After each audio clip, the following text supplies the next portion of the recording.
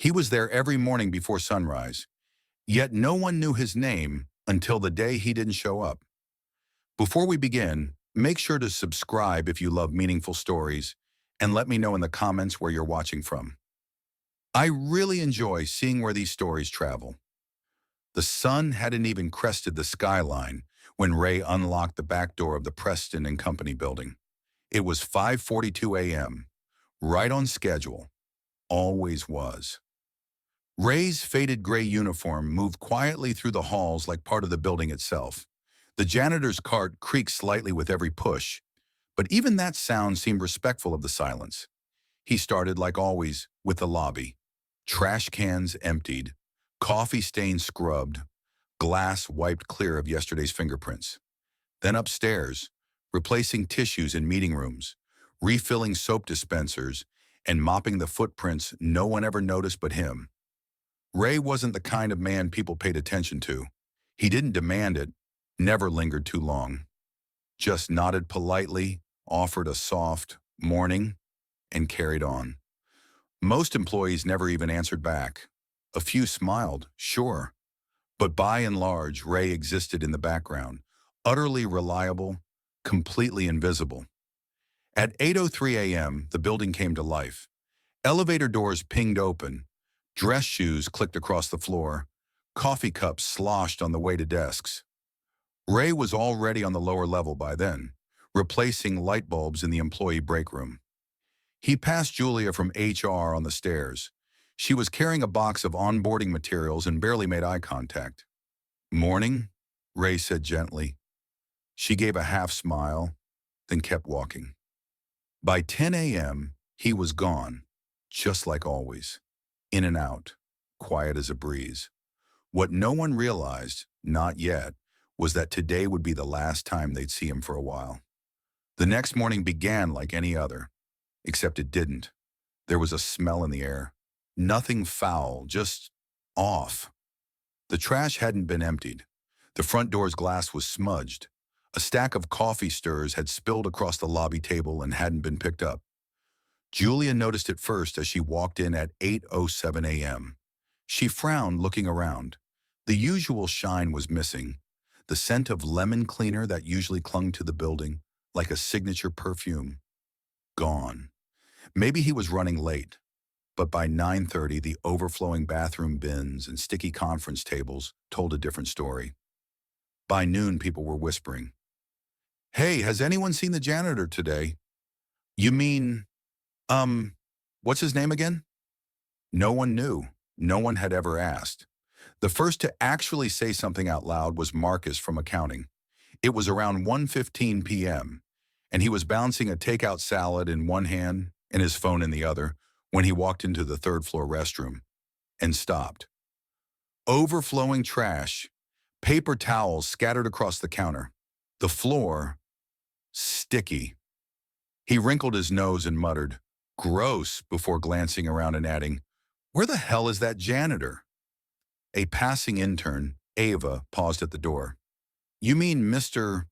Her voice trailed off. She didn't know his name either. Neither did Marcus.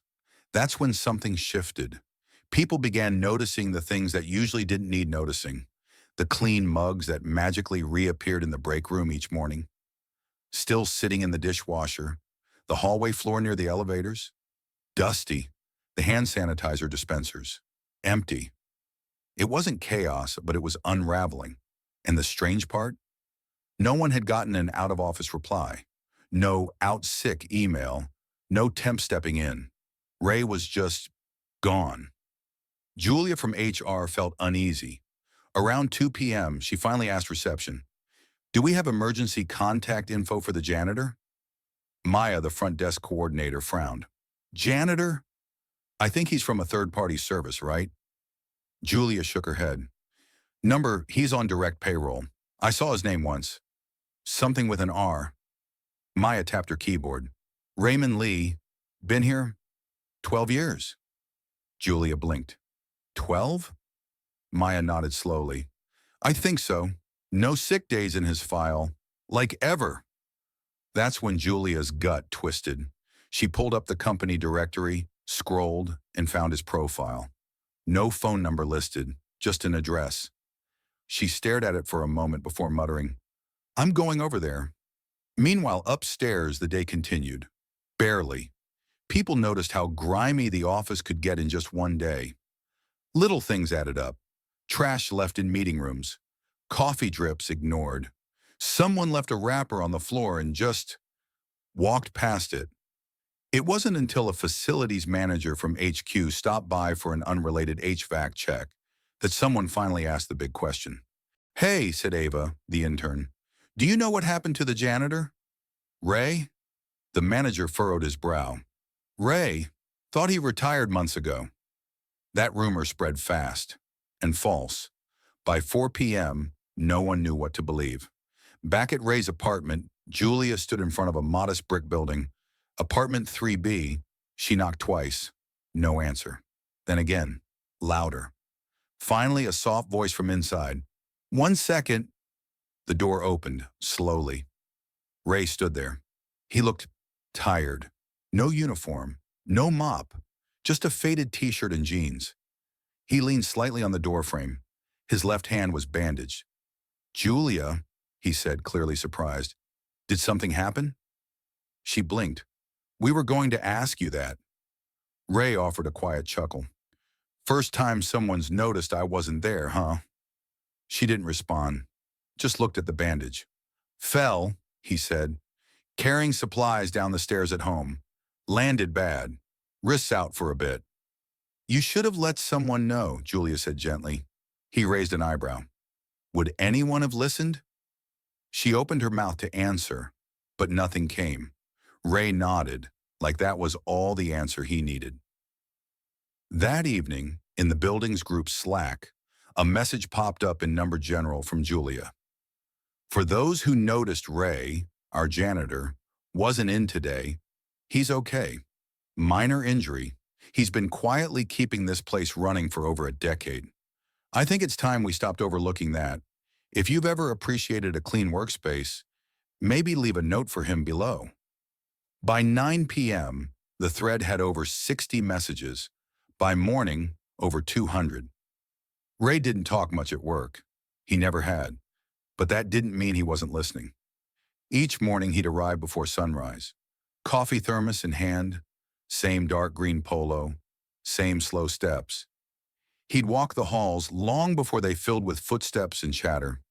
His job was simple: make the mess disappear before anyone noticed it was ever there.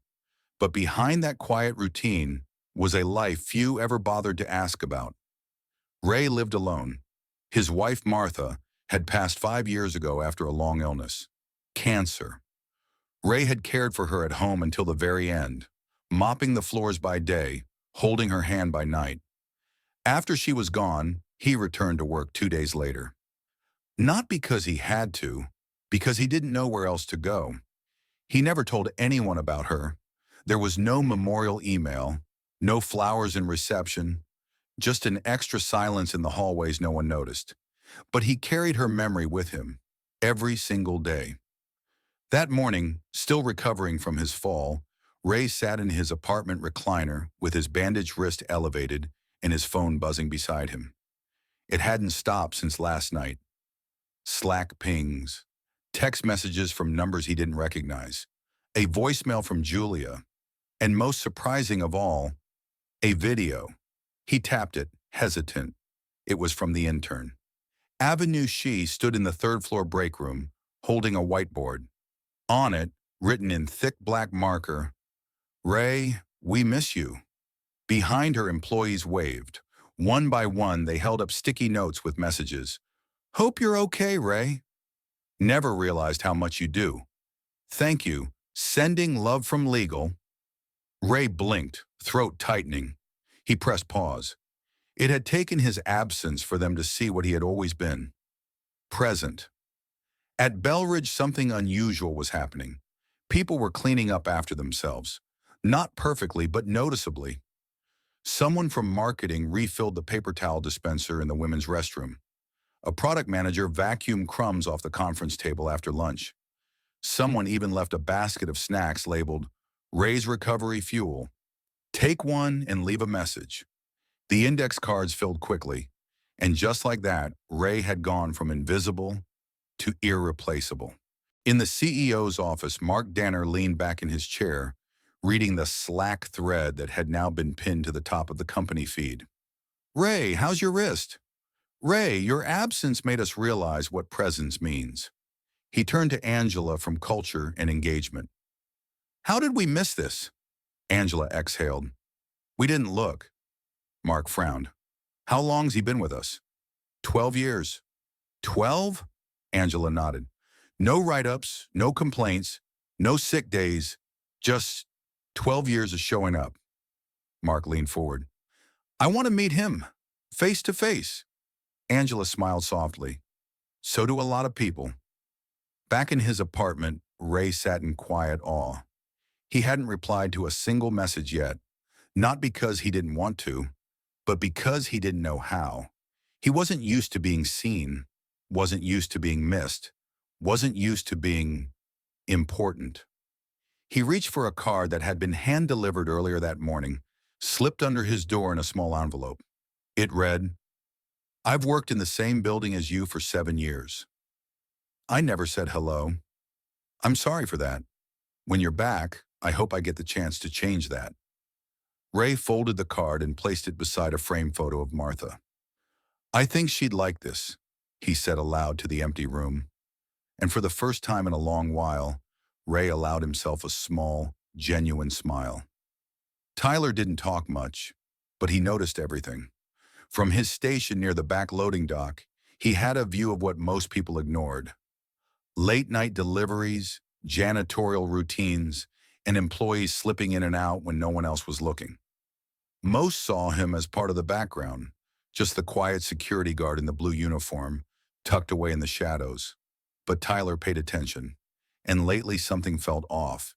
It started with a delivery van arriving hours earlier than usual, twice in 1 week. Then came the unfamiliar maintenance guy who wandered around the server room, looking for a breaker panel, but couldn't name his supervisor when asked. Tyler had politely logged the incidents, marked the time codes, and filed reports with facilities. No one followed up. On Thursday evening, while checking the emergency exit doors, Tyler noticed that one of the back stairwell cameras had been slightly adjusted. Barely noticeable, just a few degrees off, but enough to obscure the far corner of the hallway. Most wouldn't have caught it. Tyler did. He jotted a note in his logbook and returned to his station, staring at the feed longer than usual. Meanwhile, the office above him buzzed on autopilot. Corporate employees wrapped up slide decks and replied to last-minute emails. Managers reviewed sales figures and checked weekend itineraries. Everyone was focused on their own tasks. Everyone except Tyler. And tonight something else caught his attention. A faint tap, metal on tile. Then silence. Then the same sound again. Tyler stepped away from his monitors and walked quietly down the service hallway, hand brushing the flashlight clipped to his belt. As he turned the corner near the server room, he paused. Nothing. Just the hum of fluorescent lights and the faint rattle of the HVAC. But Tyler's instincts were sharp, and they didn't let go easily. He reached for his phone, not to call, but to open the building's maintenance schedule. There were no after-hours tech visits scheduled tonight, no authorized access past 8 p.m. That meant whoever had just been here wasn't supposed to be. Back at his station, Tyler rewound the security footage. 8:11 p.m., a figure in dark clothes, baseball cap, no ID badge, entering through the freight entrance during a routine courier drop-off. They hadn't tripped any alarms, but Tyler saw it plain as day. The man had blended in with the small delivery team, but he never left with them. Tyler's hand hovered over the intercom. He could report it, or he could do what he'd always done best. Follow quietly, observe carefully, act decisively. He locked the service desk terminal, grabbed his flashlight, and headed for the stairwell. Because something was happening in this building. And tonight, he was the only one who knew. Tyler moved like a shadow, silent, methodical, focused. He didn't need a weapon, didn't need backup. What he carried was sharper, awareness, intuition, and the weight of being underestimated. He took the back stairwell two at a time, flashlight off, footsteps soft. Floor 4, empty. Floor 5, dark. Then as he reached floor 6, he heard it, a soft clunk, metal on metal, not loud but clear. He paused behind the door and listened. Voices, low, tense. Just get the drives. We're already late. Tyler's heart rate spiked, but not with fear, with clarity. Someone was trying to breach the server room, the same one that earlier had shown a camera misaligned. His suspicions hadn't been paranoia. They'd been dead on. Carefully, he pulled out his phone and snapped a photo of the stairwell door, time-stamped. If anything happened next, he wanted a record. Then he slipped through the stairwell exit and ducked behind the vending machine alcove. The glass door to the server corridor stood just ahead. Two figures, both in dark clothing. One had a badge, clearly cloned. The other held a small toolkit and a laptop. They said we'd have 15 minutes tops, one of them whispered. Tyler quietly tapped a code into the panel on his belt. A silent alert to central systems. Not enough to trigger a building-wide lockdown, but enough to flag activity on this floor. Then he stepped forward. Evening, Tyler said calmly. The two men froze. One of them turned slowly, forcing a smile. Hey, sorry, we're just running a diagnostics check. Late-night IT push. Tyler pointed at the badge. That's the old design. We updated those 3 weeks ago. The man blinked. Tyler's voice stayed even. You've got 10 seconds to explain why you're in a restricted corridor without clearance before this entire floor gets locked down. There was a beat of silence. Then the guy with the laptop bolted. Tyler didn't hesitate. He took off after him, calling in the alert as he ran. Unauthorized breach on floor 6. Suspects fleeing. Activating lockdown now. As he sprinted past the break room, the emergency doors hissed shut behind him. The runner tried to take the stairs, but Tyler was faster, cutting him off near the landing and slamming the door shut with one powerful swing. The man turned, trapped. Tyler didn't shout. He didn't raise a fist. He just said, "Sit down. Security detail is on its way." And the guy did. Back upstairs, the other suspect had been stopped by the emergency override. He pounded the glass, but the system locked the floor in full containment.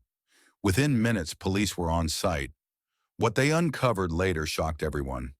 The men were part of a coordinated corporate espionage group targeting sensitive client data. Multiple offices had been hit across the region. But this time, they picked the wrong building. Because this time, Tyler was watching. The next morning, the office didn't wake up slowly like usual. It buzzed. Emails were flying. Slack channels were exploding. Phones rang more than usual, not with client calls, but with variations of the same question.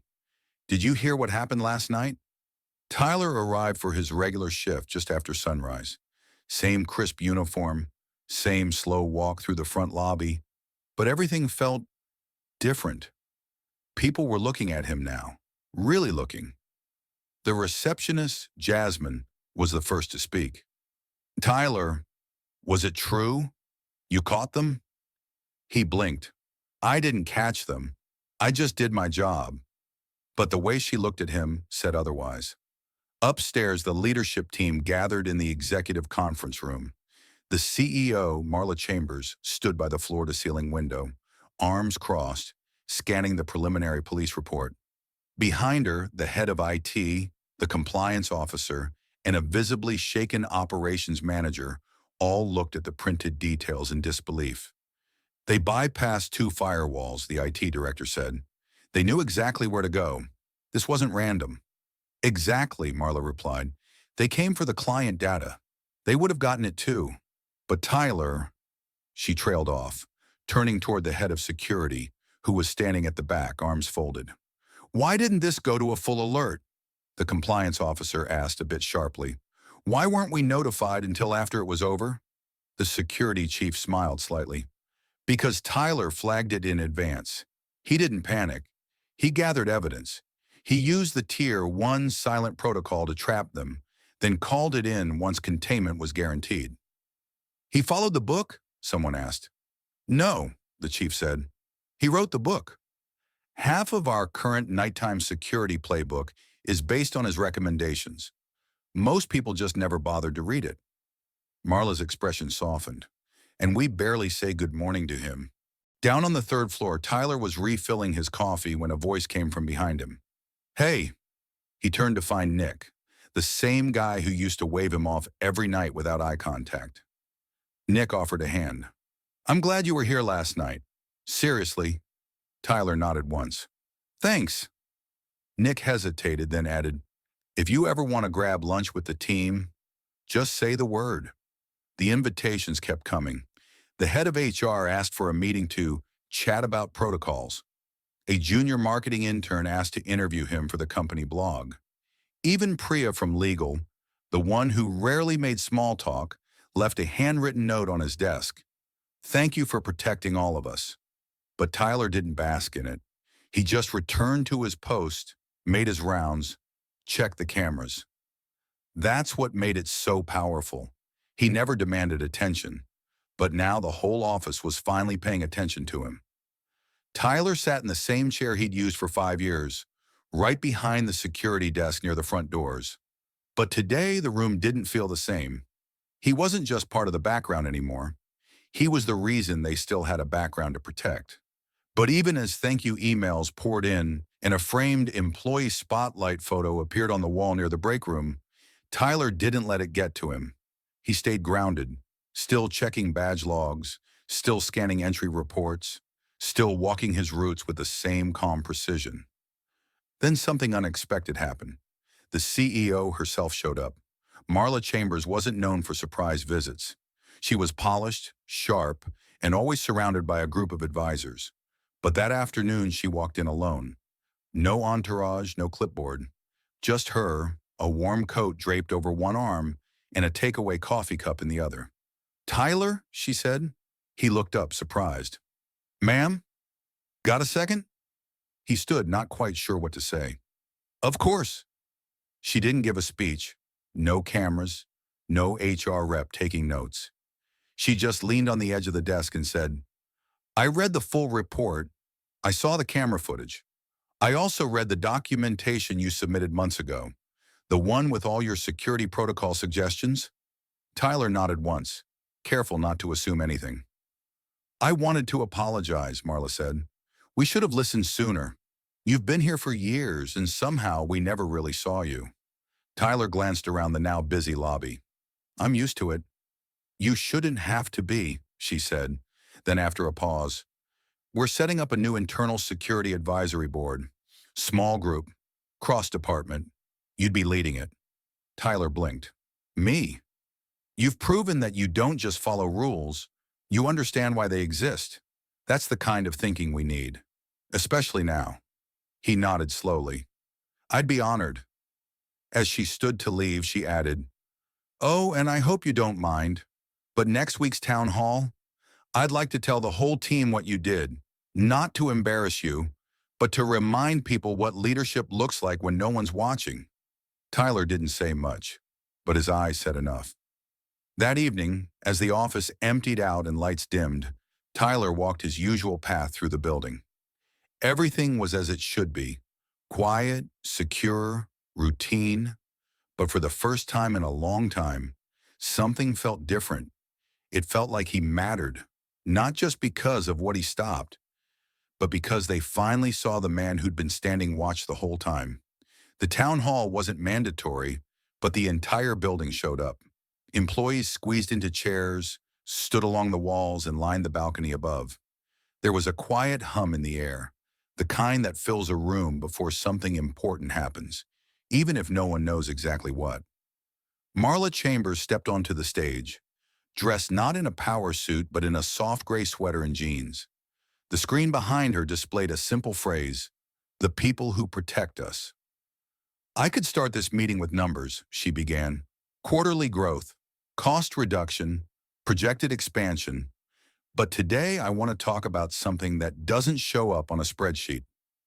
She turned to look at Tyler, who stood in the shadows near the side of the stage, almost blending into the wall. I want to talk about what happens when someone sees a problem and acts, even when no one else notices, even when no one says thank you. She recounted the events of the night, the quiet observation, the calm decision-making, the actions that prevented what could have been a devastating breach. She didn't exaggerate. She didn't dramatize. She just told the truth. Then she looked out at the room and asked one question. How many of you have walked past Tyler and never said a word? Dozens of hands went up. She nodded. Me too. And then she invited him to the stage. Tyler walked slowly, unsure of what to do with his hands, his expression a mix of humility and quiet strength. The room, once buzzing, went still. He took the mic. I'm not good with speeches, he said softly. That drew a few warm chuckles. I just do my job. That's all. I don't need recognition. I don't need awards. But I do think there's something we can all do better. And that's noticing the people around us before it takes a close call to appreciate them. He paused, glanced at the floor, then added, we all play a role in keeping this place safe.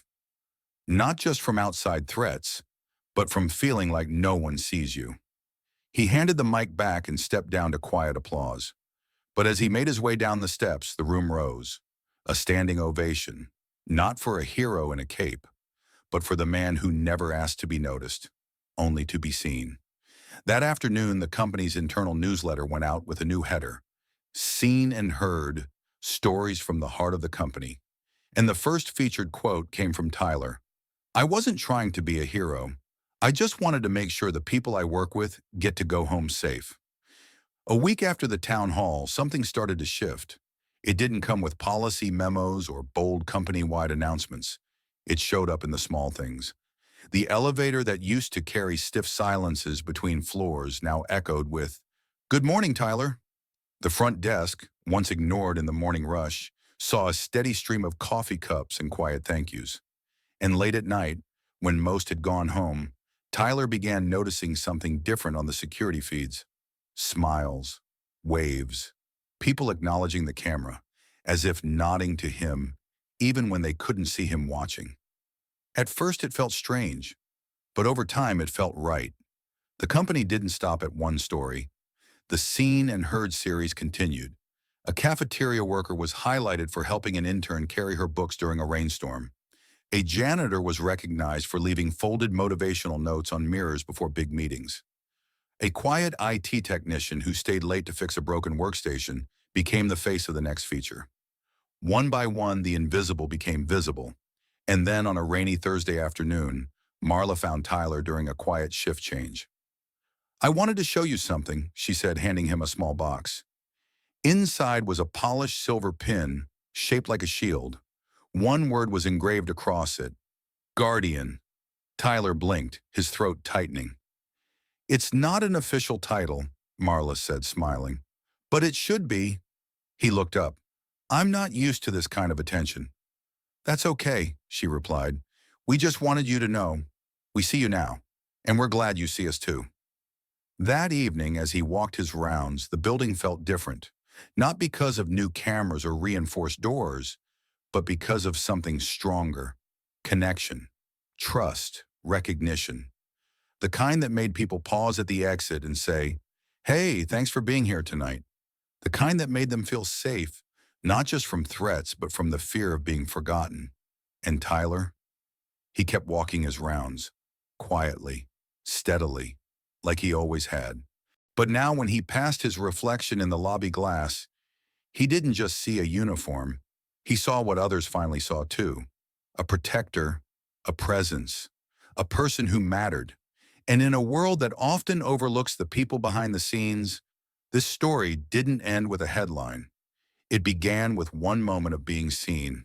And maybe the real security we all need is knowing we're not alone. Like what you saw? Subscribe for more powerful stories every day.